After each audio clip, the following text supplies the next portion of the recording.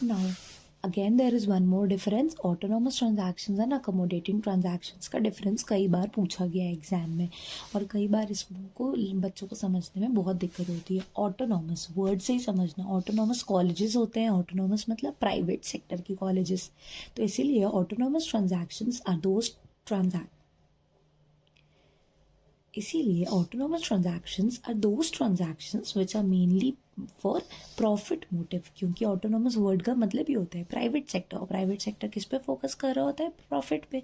तो autonomous transactions are all those economic transactions which happens between the residents of country for the profit motive. मतलब सारे economic transaction जो हम profit के लिए कर रहे होते हैं वो ऑटोनॉमस होते हैं, और जो भी इकोनॉमिक ट्रांजैक्शंस हम बैलेंस ऑफ पेमेंट के गैप को कवर अप करने के लिए कर रहे होते हैं, मतलब जो डिफरेंस आ रहा होता है उसको कवर अप करने के लिए कर रहे होते हैं, तो उसको क्या बोला जाता है? अकोमोडेटिंग ट्रांजैक्शंस बोला जाता है. ऑटोनॉमस का दूसरा नाम है above the line items, accommodating का दूसरा नाम है बिलो द लाइन आइटम्स. ये सिर्फ याद करने के लिए ही होता है, ये याद ही करना पड़ेगा. ऑटोनॉमस क्योंकि प्रॉफिट वाले हैं इसलिए करंट और कैपिटल दोनों में हो सकते हैं. करंट अकाउंट में भी हो सकते हैं, कैपिटल अकाउंट में भी हो सकते हैं. लेकिन अकोमोडेटिंग ट्रांजैक्शन सिर्फ कैपिटल अकाउंट में हो रहे होते हैं, क्योंकि because they are a balancing figure. Autonomous transaction independent होते हैं बैलेंस ऑफ पेमेंट से. मतलब इनको किसी की ज़रूरत नहीं है. हमने अगर हमें लग रहा है कि इस इन्वेस्टमेंट में प्रॉफिट दिख रहा है तो हम जाके इन्वेस्टमेंट कर देंगे. मतलब हमें कोई बताएगा नहीं कि आपको प्रॉफिट यहाँ पे इन्वेस्टमेंट करना चाहिए, या फिर हम कोई हमें फोर्स नहीं कर रहा है. तो इंडिपेंडेंट होते हैं. जबकि अकोमोडेटिंग ट्रांजैक्शंस डिपेंडेंट होते हैं. हमें क्योंकि गैप को कवर अप करना होता है इसलिए हमें अकोमोडेटिंग ट्रांजैक्शंस करने पड़ रहे होते हैं. अब इसको क्लियरली समझने के लिए हम एक एग्जाम्पल ले लेते हैं. फॉर एग्जाम्पल, मुझे समझ में आ रहा है कि मुझे एक कार परचेज करनी है. तो ये कार मैं क्यों परचेज कर रही हूँ या फिर क्यों इम्पोर्ट कर रही हूँ? क्योंकि मेरा फ़ायदा दिख रहा है मुझे इसमें. मैंने कार को इम्पोर्ट किया ताकि मैं सेल कर सकूँ इसको इंडिया में ज़्यादा प्राइस पे, हायर प्राइस पे अगर मैं इसको सेल करना चाहती हूँ. इस कार को मैं इंपोर्ट कर रही हूँ ताकि मैं इंडिया में इसको हायर प्राइस पे सेल कर सकूँ. तो ये जो कार का इंपोर्ट वाला ट्रांजैक्शन है, कार है मतलब विजिबल गुड्स है, क्योंकि मुझे दिख रहा है विजिबल ट्रेड के अंदर आएगा. विजिबल ट्रेड किसके अंदर आता है? करंट अकाउंट में. तो मतलब इस कार को मैं इंपोर्ट कर रही हूँ अपने फ़ायदे के लिए. तो that is are autonomous transaction, क्योंकि मुझे किसी ने बोला नहीं कि आपको ये कार को इंपोर्ट करना चाहिए. मुझे लग रहा है कि मुझे इस कार को इंपोर्ट करना चाहिए, मेरा फ़ायदा होगा. That is a autonomous transaction. ये करंट अकाउंट का हो गया. अब ऐसे ही मुझे लग रहा है कि मुझे किसी कंपनी में इन्वेस्टमेंट कर देना चाहिए, क्योंकि मुझे एक फॉरेन कंपनी दिख रही है जिसमें मुझे लग रहा है कि उस फॉरेन कंपनी के शेयर्स दिन ब दिन बढ़ते जा रहे हैं. तो मुझे उस कंपनी में इन्वेस्टमेंट कर देना चाहिए because it is my profit. इसलिए मैंने क्या किया? मैंने जाके उस कंपनी में इन्वेस्ट कर दिया. और इन्वेस्टमेंट किस में आता है? हमारा कैपिटल अकाउंट में. तो अगर मैंने अपने फ़ायदे के लिए इन्वेस्टमेंट किया ना वहाँ पे, मुझे किसी ने तो बोला नहीं था. तो मतलब अगर मैं कार खरीद रही हूँ, मतलब कोई भी करंट अकाउंट का ट्रांजैक्शन कर रही हूँ या इन्वेस्टमेंट कर रही हूँ, मतलब कोई भी कैपिटल अकाउंट का ट्रांजैक्शन कर रही हूँ, लेकिन अपने फ़ायदे के लिए कर रही हूँ, अपने प्रॉफिट के लिए कर रही हूँ. So that becomes a autonomous transactions. Now accommodating कैसे समझ सकते हैं? सपोज अब करेंट अकाउंट का बैलेंस हमने निकाल चुका है ऑलरेडी, क्योंकि हमें पता है, मैंने पहले भी यही चीज़ बोली थी पहले भी, कि करेंट अकाउंट का बैलेंस पहले निकलता है एंड देन हम मूव करते हैं कैपिटल अकाउंट के बैलेंस को निकालने के लिए. एक चीज़ याद रखना, करेंट अकाउंट का बैलेंस प्लस कैपिटल अकाउंट का balance must always be equal to zero. दोनों का आंसर कितना आना चाहिए? ज़ीरो आना चाहिए टोटल करके. मतलब अगर करेंट अकाउंट -200 है तो कैपिटल अकाउंट कितना होना चाहिए? +200 है होना चाहिए. तब जाके ये आंसर क्या आएगा? हमारा ज़ीरो आएगा. तो हमने करेंट अकाउंट का बैलेंस निकाल लिया. सपोज एक्सपोर्ट इम्पोर्ट सब कुछ क्रेडिट माइनस डेबिट करके हमने आंसर निकाल लिया टोटल करके, और हमारा आंसर आ रहा है -200. मतलब हमारा आंसर डेफिसिट में जा रहा है, -200 आ रहा है. और कैपिटल अकाउंट ट्रांजैक्शन का बैलेंस अभी तक जब हम कर रहे हैं तो कैपिटल अकाउंट बैलेंस में अभी तक हमारा बैलेंस चल रहा है. फॉर एग्जांपल, मैंने लोन ले लिया है किसी कंपनी से, मैंने लोन ले लिया है 100 रुपीज़ का. तो ये एक पॉजिटिव आइटम है, लोन लिया है क्योंकि इनकम आ रही है मेरे पास. करंट अकाउंट का टोटल बैलेंस चल रहा है -200. कैपिटल अकाउंट में मैंने सिर्फ अभी तक एक ही ट्रांजैक्शन पहले से करके रखा है अपने प्रॉफिट के लिए, दैट इज़ लोन टेकिंग. वो भी 100 रुपीज़ का बस किया हुआ है, तो वो मेरा क्रेडिट आइटम तो रिकॉर्ड हो गया. मतलब अगर अभी बैलेंस की बात करूँ तो कैपिटल अकाउंट का बैलेंस आ रहा है +100 एंड करेंट अकाउंट का बैलेंस चल रहा है -100. तो बैलेंस कितना आ रहा है? मुझे यहाँ पे इन दोनों को ज़ीरो करने के लिए मुझे यहाँ पे +100 और जोड़ना पड़ेगा, तभी ये -200 है तो ये +200 हो पाएगा। मतलब मुझे एक बैलेंस करने के लिए किस चीज़ की ज़रूरत है, इस 100 की ज़रूरत है। तो ये +100 मेरा क्या बन जाता है, बैलेंसिंग फिगर बन जाता है।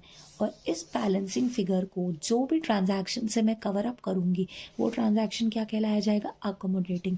मतलब मुझे अभी भी कोई ऐसे ट्रांजैक्शन करने की ज़रूरत है जिससे मेरा आंसर आए क्रेडिट में, मतलब मुझे इनकम मिलनी चाहिए। कितने की इनकम मिलनी चाहिए, 100 की इनकम मिलनी चाहिए।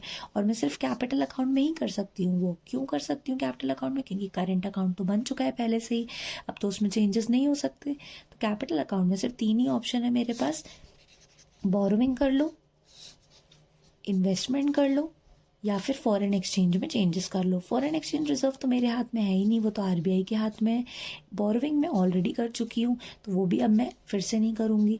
तो बचता है लो इन्वेस्टमेंट। तो इन्वेस्टमेंट से मुझे पैसे मिलने चाहिए, तो मैं ऐसा कब कर सकती हूँ कि मैं ज़्यादा से ज़्यादा अट्रैक्शन क्रिएट करूँ फॉरेन कंपनीज़ के लिए, ताकि फॉरेन कंपनीज़ मेरे यहाँ पे आके इन्वेस्ट करें। तो मेरे यहाँ पे आके वो इन्वेस्ट करेंगे तो मुझे इनकम मिलेगी, ये +100 आ जाएगा मेरे पास। तो टोटल बैलेंस कितना हो जाएगा कैपिटल अकाउंट का, तो 200। तो अब -200 एंड +200 टोटल मिला के कितना हो जाएगा, 0। तो अकोमोडेटिंग ट्रांजैक्शन मैंने क्या किया, foreign companies investing in India for balancing the gap of BOP. So foreign that investment becomes the accommodating investment. तो ऑटोनॉमस ट्रांजैक्शन मतलब जो ट्रांजैक्शन हम प्रॉफिट के लिए कर रहे होते हैं। अकोमोडेटिंग ट्रांजैक्शंस मतलब वो ट्रांजैक्शंस जो हमें करने पड़ जा रहे होते हैं ताकि मैच हो सके बैलेंस ऑफ पेमेंट, मतलब जो आंसर है हमारा वो आ सके।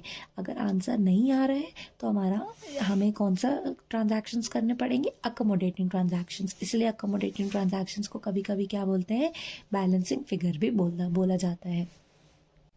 नाउ एक छोटा सा टॉपिक है disequilibrium in balance of payment. मतलब बैलेंस ऑफ पेमेंट में डिसइक्विलिब्रियम कब हो सकता है। तो डिसइक्विलिब्रियम मतलब कैसे देखा जाएगा, डिसइक्विलिब्रियम मतलब जो क्रेडिट और डेबिट साइड है हमारा वो इक्वल नहीं हो रहा है। तो जब क्रेडिट और डेबिट साइड मतलब इनफ्लो एंड आउटफ्लो, मतलब इनकम एंड पेमेंट्स जब इक्वल नहीं हो रहे होते हैं तो उसको क्या बोला जाता है, डिसइक्विलिब्रियम बोला जाता है। तो हम किसकी बात कर रहे हैं, सिर्फ ऑटोनॉमस ट्रांजैक्शंस की, क्योंकि अकोमोडेटिंग तो हम बैलेंस करने के लिए ही कर रहे होते हैं। अगर ये डाल देंगे हम तो ऑटोमेटिकली बैलेंस हो ही जाएगा। तो ऐसा तो हमें करना नहीं है, हमें तो डिसइक्विलिब्रियम की बात करनी है।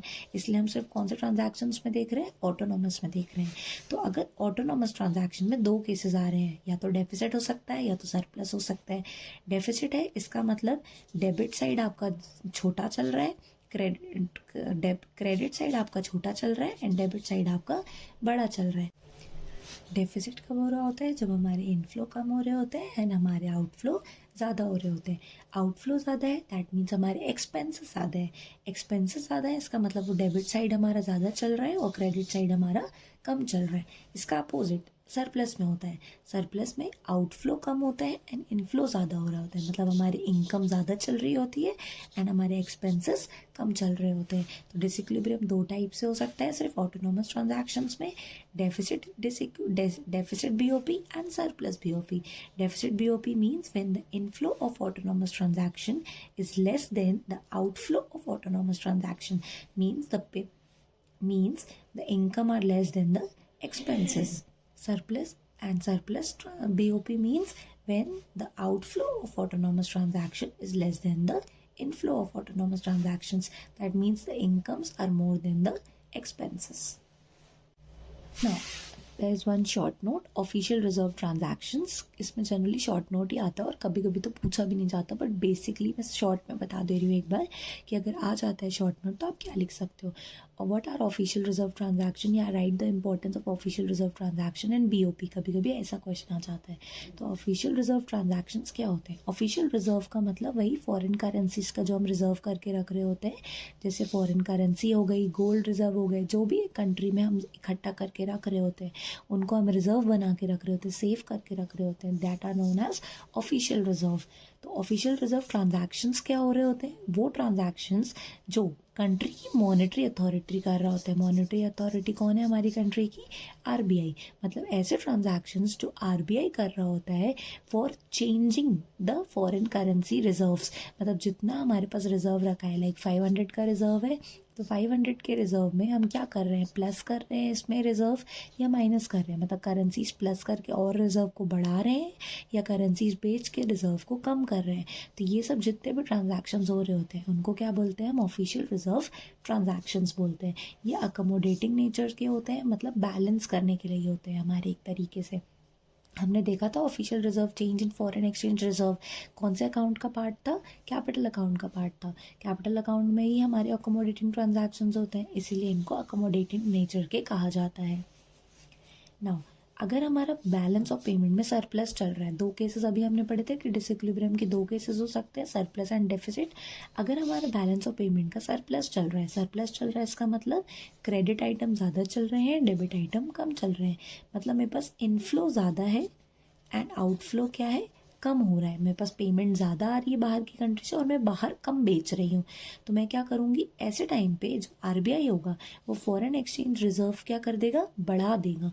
फॉरेन एक्सचेंज रिजर्व को बढ़ाया क्यों जाएगा, कैसे बढ़ाया जाएगा, मैं फॉरेन करेंसी को ज़्यादा परचेज कर लूँगी। अब फॉरेन करेंसी को परचेज़ कर रही हूँ मैं, फॉर एग्जांपल मेरे पास पहले से 500 का एक रिजर्व रखा हुआ था। अब मैं 50 करेंसीज और ख़रीद के इसमें जोड़ दे रही हूँ, फॉरेन एक्सचेंज और ख़रीद लिया मैंने, तो मेरा फॉरेन एक्सचेंज का रिजर्व 500 से कहाँ पहुँच गया, 550 पे पहुँच गया। मतलब फॉरेन एक्सचेंज रिजर्व क्या हुआ, 500 से 550 तक इंक्रीज़ हो गया। तो जैसे ही मेरा फॉरेन एक्सचेंज रिजर्व इंक्रीज़ होता है, ये 50 ट्रांजैक्शन, ये 50 करेंसीज को ख़रीदने के लिए क्या करना पड़ा होगा, मुझे पेमेंट करनी होगी। पेमेंट करनी पड़ी होगी तो मेरा आउटफ्लो भी धीरे धीरे क्या हो गया होगा, बढ़ गया होगा। अभी मेरा इनफ्लो ज़्यादा था, आउटफ्लो कम था। अब क्या किया मैंने, परचेज़ किया तो मेरा आउटफ्लो क्या हो गया होगा, बढ़ गया होगा। धीरे धीरे आउटफ्लो मेरा किसके बराबर होता जाएगा, इनफ्लो के बराबर होता जाएगा। तो अगेन हम सरप्लस की सिचुएशन से वापस कहाँ आ जाएंगे, इक्विलिब्रियम की सिचुएशन पे आ जाएंगे। Now the next condition is deficit in BOP. इसी का जस्ट अपोजिट, अगर डेफिसिट है हमारा बीओपी में, दैट मीन्स क्या चल रहा है, क्रेडिट आइटम स्मॉल चल रहे हैं, डेबिट आइटम ज़्यादा चल रहा है। मतलब इनफ्लो कम है एंड आउटफ्लो ज़्यादा है। अब हमें वापस इक्विलिब्रियम पे लाने के लिए क्या करना पड़ेगा, या तो इनफ्लो को बढ़ाओ या तो आउटफ्लो को कम कर दो। तो हम क्या करेंगे, फॉरेन एक्सचेंज रिजर्व को कम कर देंगे। एंड फॉरेन एक्सचेंज रिजर्व को कम कैसे करती है RBI, by selling of foreign exchange. Foreign exchange को हम क्या कर देंगे, सेल कर देंगे। जैसे हमारे पास 500 का रिजर्व चल रहा है, अब उसमें से मैंने क्या किया, 100 के रिजर्व, 100 करेंसीज मैंने बेच दी। 100 करेंसीज मैंने बेच दी तो मेरे पास रिजर्व कितने का बचा, 400 का। 500 से 400 पे मैं पहुंची तो मैंने 100 करेंसीज बेच दी। तो ये करेंसीज जब बेची तो मुझे इसके पैसे मिले होंगे, मतलब मेरे पास इनफ्लो क्या हुआ होगा, बड़ा होगा। तो इनफ्लो अभी तक कम चल रहा था, इनफ्लो अभी कम था आउटफ्लो के कंपैरिजन में। जैसे यहाँ पे इनफ्लो बढ़ा तो धीरे धीरे इनफ्लो किसके बराबर हो जाएगा, आउटफ्लो के बराबर हो जाएगा। और अगेन हमारा यहाँ पे इक्विलिब्रियम स्टैब्लिश हो जाएगा। तो बेसिकली हम क्या बोल सकते हैं कि अगर बीओपी में सरप्लस चल रहा है तो हम फॉरेन एक्सचेंज रिजर्व को बढ़ा देती है आरबीआई, एंड बीओपी में अगर डेफिसिट चल रहा है तो वो फॉरेन एक्सचेंज रिजर्व को कम कर देती है। और ऐसा क्यों करती है, ताकि वापस क्या आ जाए, हमारा इक्विलिब्रियम आ जाए बीओपी में। मतलब क्रेडिट आइटम किसके बराबर हो जाए, डेबिट आइटम के बराबर हो जाए।